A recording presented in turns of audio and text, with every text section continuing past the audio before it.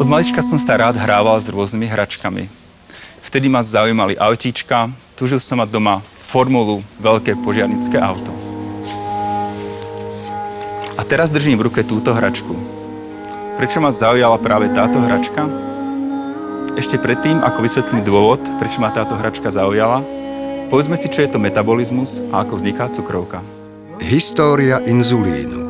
Už v roku 1889 dokázali v Nemecku Oskar Minkowski a Josef von Mehring pomocou chirurgických experimentov na psoch, že v pankrease existuje látka, ktorá ovplyvňuje reguláciu cukru v krvi. Inzulín bol objavený a prvýkrát izolovaný z pankreasu psov profesorom Frederikom Bantingom a doktorom Charlesom Bestom v laboratóriách profesora Johna McLeoda v univerzite v Toronte.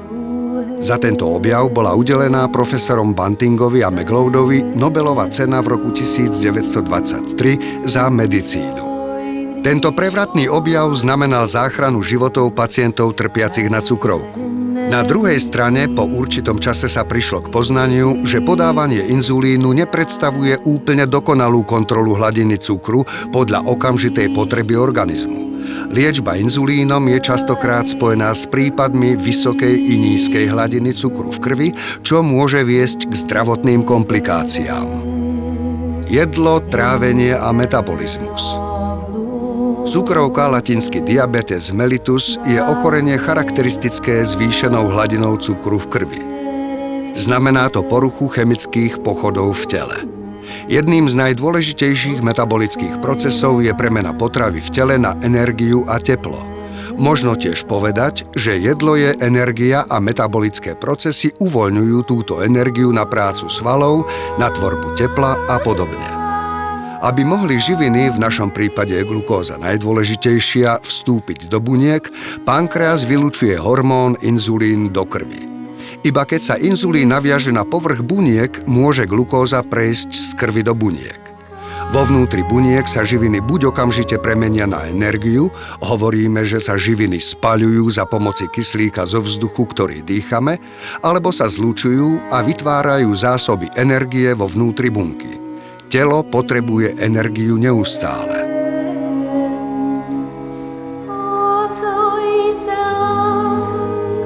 Diabetes. Pri diabetes mellitus glukóza z potravy nemôže byť prijímaná bunkami, a to buď pre relatívny alebo absolútny nedostatok inzulínu. Cukor teda zostáva v krvi a preto má neliečený diabetik trvalo vysokú hladinu cukru v krvi, glykémiu.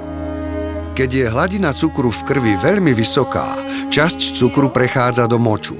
Odtiaľ názov diabetes, čo znamená pretekať, a mellitus, čo je sladký ako med. Keď nie je v poriadku metabolizmus cukru, takisto nie sú v poriadku niektoré ďalšie metabolické pochody.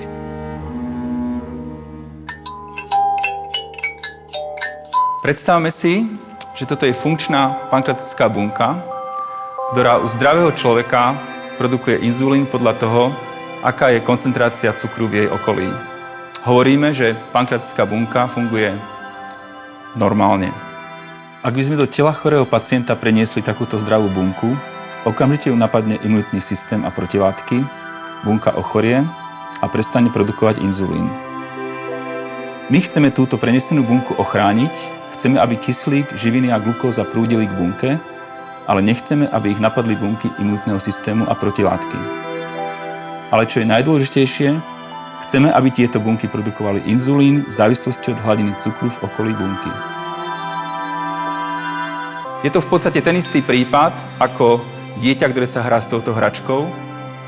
Niektoré tvary do tej hračky dostať môže, ale niektoré tvary do tej hračky sa dostať nemôžu. Dovoľte mi, aby som predstavil môj tím, oddelenie špeciálnych polymérov a biopolymérov Ústavu polymérov Slovenskej akadémie vied. Každý z členov tohto tímu má svoju špecifickú úlohu v príprave a charakterizácii mikrokapsul pre enkapsuláciu pankreatických ostrovčekov. Podarilo sa nám zapojiť do unikátneho projektu pod názvom Chicago Diabetes Project. Diváci sa o tomto projekte môžu viac dozvedieť na tejto webovej stránke. Projekt vznikol v roku 2005 pod vedením profesora Jose Oberholzera v University of Illinois Chicago, ktorý je známy výsledkami v liečbe cukrovky transplantovanými pankreatickými ostrovčekmi. Zakladatelia projektu si uvedomili, že vedecká komunita má v rukách potrebné poznatky a prostriedky pre poskytnutie bunkovej terapie širokej populácii diabetických pacientov. Preto bolo dôležité zabezpečiť fokusovanú tímovú spoluprácu, aby sa liečba diabetu stala realitou v blízkej budúcnosti. Na tomto základe vznikol projekt The Chicago Diabetes Project, na ktorom spolupracujú excelentné vedecké pracoviská zo Spojených štátov, z Austrálie, Európy. A medzi tieto excelentné pracoviská bolo pozvané aj moje oddelenie špeciálnych polymerov a biopolymérov, Ústav polymerov SAV v Bratislave.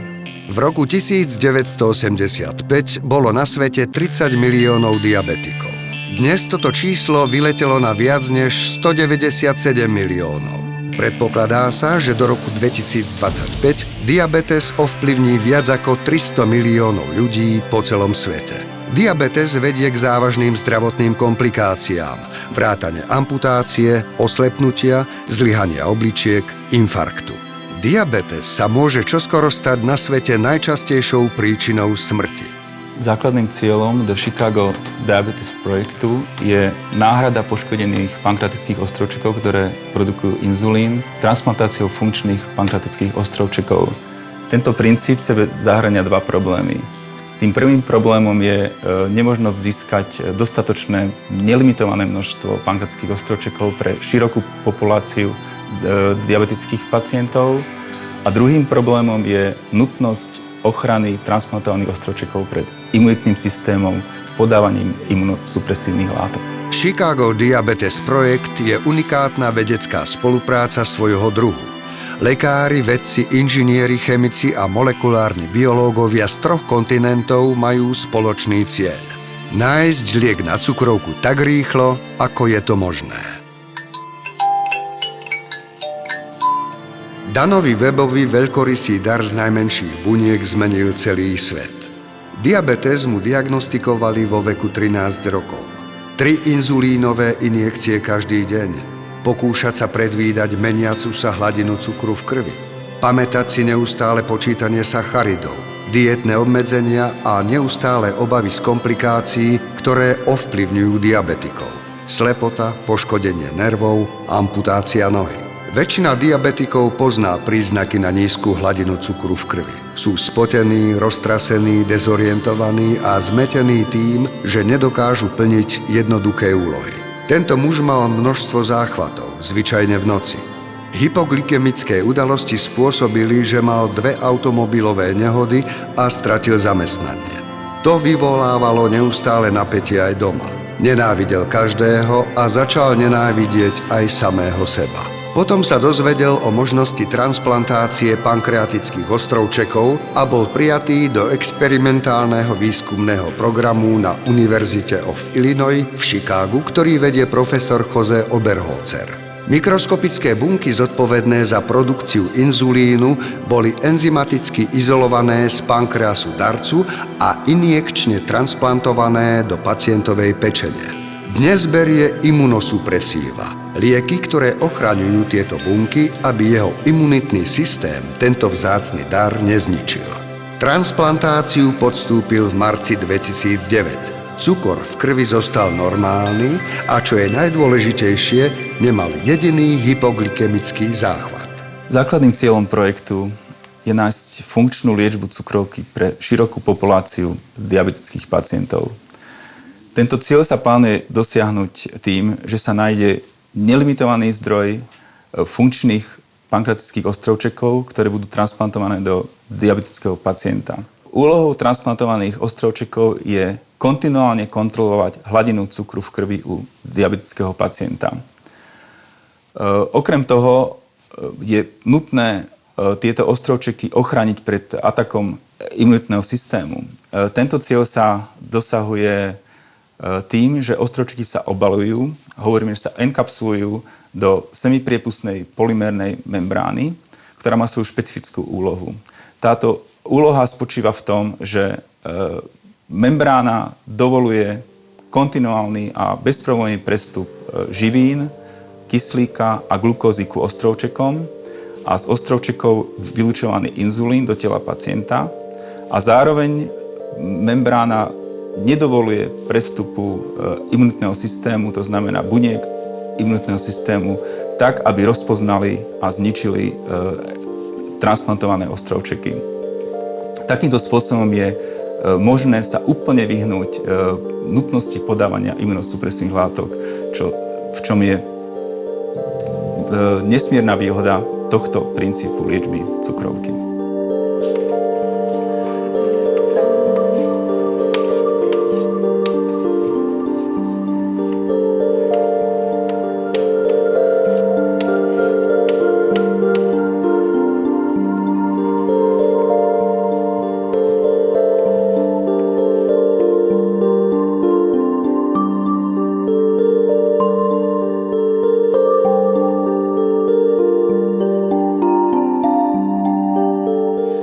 Mikrokapsule tvorí v našom prípade polyaniónová matrica, ktorá predstavuje preenkapsulované pankreatické ostrovčeky prirodzené fyziologické prostredie.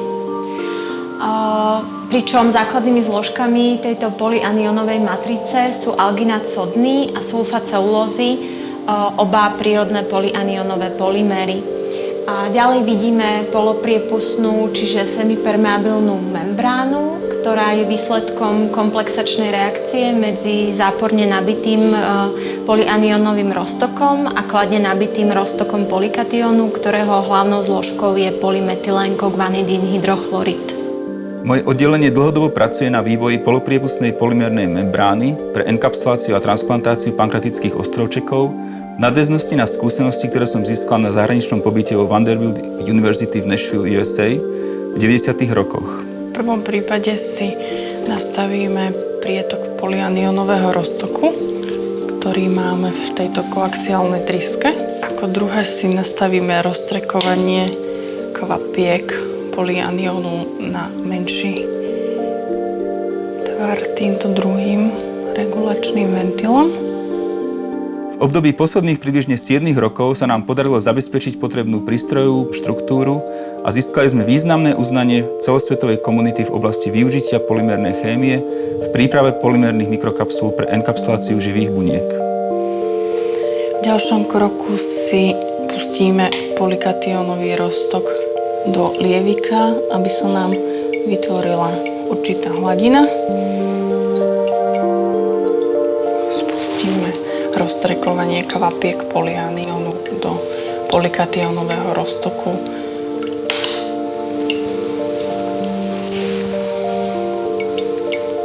A kvapky prechádzajú celým lievikom, kde dochádza ku komplexačnej reakcii medzi záporne nabitým polyaniónovým roztokom a kladne nabitým roztokom polykatiónu v reaktore. V závislosti od dĺžky reakcie sa vytvára hrúbka polymernej membrány. A reakcia je ukončovaná na konci lievika zberom do roztoku soli. Tejto pacientke bol diagnostikovaný diabetes len niekoľko mesiacov po 37 narodeninách. 15 rokov bojovala s touto chorobou. Niekoľkokrát denne jej hladina cukru v krvi kolísala.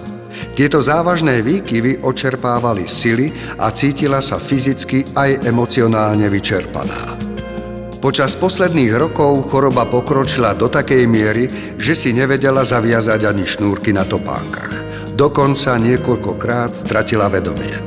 Bolo to ako na horskej dráhe, ktorá robí s človekom, čo sa jej zachce. Neskôr mala to šťastie spoznať Chicago Diabetes Projekt a zoznámila sa s profesorom Oberholzerom. Transplantačný tím jej 13. novembra 2007 transplantoval pankreatické ostrovčeky. O 3 týždne neskôr už mala hladinu cukru v krvi ustálenú. Dodnes môže žiť svoj život bez obmedzení. Môže ísť na svoju obľúbenú pešiu turistiku, jazdiť na koni, cestovať a zúčastňovať sa akcií, ktoré slúžia k podpore tohto projektu. Cesta ostrovčekov zo Spojených štátov trvá medzi 25 a 30 hodín. ostrovčeky sa dostanú ku nám do Bratislavy. My presne vieme, kedy prídu a pripravíme si všetky veci tak, aby v okamihu, ako ku nám prídu, sme ich mohli ocharakterizovať. Ak sa potvrdí, že tie ostrovčeky sú životaschopné a vhodné pre enkapsuláciu a neskôr pre transplantáciu, začneme s nimi pracovať. Pankratické ostrovčeky potom, ako prišli do nášho laboratória, prišli v médiu, ktoré by potenciálne mohlo interferovať s prípravou kapsul. Čiže tieto ostrovčeky sa musia predtým, ako budú enkapsulované, zbaviť akýchkoľvek stôp média, to je z proteínov a iných látok, ktoré, ako som povedal, by mohli ovplyvňovať výsledné vlastnosti mikrokapsul takým spôsobom, že by tie mikrokapsule nemuseli byť použiteľné. Teraz sa tie ostrovčeky v médiu centrifugovali, následne sa odstráni médium, ostrovčeky sa premijú niekoľkokrát v roztoku 0,9% NaCl a potom budú pripravené pre enkapsuláciu. Veľmi častokrát celý tento proces sa deje v priebehu noci a celá enkapsulácia nám trvá okolo 3-4 hodiny. Tu vidíme ostrovčeky, ktoré počas premiývania sú rozispergované a je ich pekne vidno, ako pomaly sadajú ku dnu banky. Musíme ich premiť niekoľkokrát, aby sme ich zbavili všetkých súčastí média a aby sme neovplyvnili, znovu hovorím, priebeh enkapsulácie a vlastnosti mikrokapsul. Čiže teraz sa tie ostrovčeky znovu centrifugujú a budú pripravené na enkapsuláciu.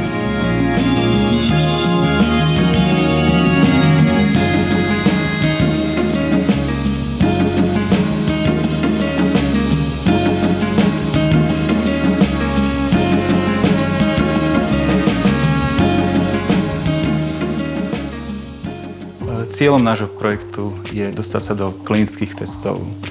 Toto je naozaj veľmi významný aspekt našej práce, pretože na svete existuje veľmi veľa pracovných skupín, ktoré sa snažia zdokonaliť polymerné mikrokapsule, avšak v našom prípade sme napojení na skupinu, ktorá v prípade, ak tie mikrokapsule budú spĺňať všetky podmienky, ktoré majú spĺňať, tak majú veľkú šancu, že budú využité v klinickej praxi.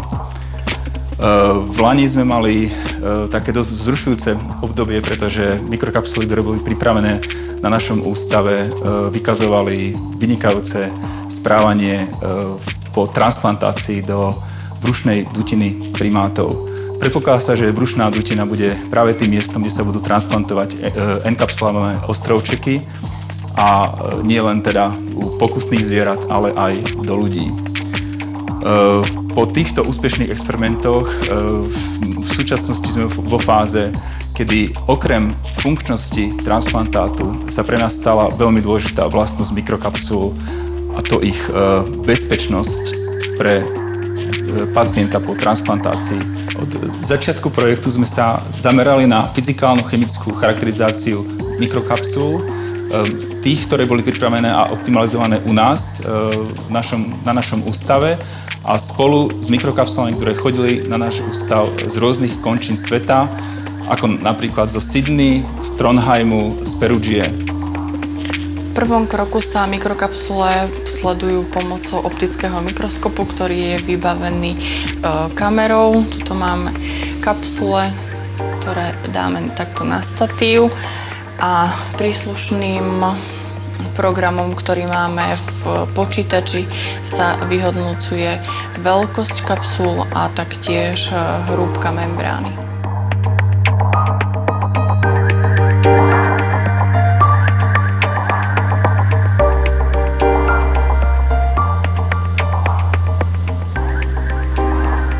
Výsledkom zmerania inverznej gelovej permeačnej chromatografie sú takéto elučné krivky a podstatou tohto stanovenia je to, že štandardy určitej molovej hmotnosti vchádzajú do porov membrány a do priestoru medzi mikrokapsulami a tým pádom sa vlastne v tomto priestore zdržujú dlhší čas a elujú oveľa neskôr ako štandardy s väčšou molekulovou hmotnosťou, ktoré teda prechádzajú kolónou oveľa rýchlejšie a elujú skôr. Na základe takýchto získaných nameraných elučných kriviek vieme teda vyhodnotiť distribúciu veľkosti porov a na základe toho posúdiť stabilitu mikrokapsul v hostiteľskom organizme. Mechanická pevnosť a odolnosť mikrokapsul sa meria na tomto prístroji, ktorým je analyzátor textúry. Meriame vlastne silu, ktorá je potrebná na to, aby došlo k prasknutiu mikrokapsul. Spolupráca Medzinárodného laserového centra s Ústavom polymérov Slovenskej akadémie vied sa týka v prvom rade charakterizácie mikrokapsul optickými metódami. Na tento účel používame konfokálny mikroskop a rôzne fluorescenčne značené látky, ako napríklad rodamín alebo fluoresceín,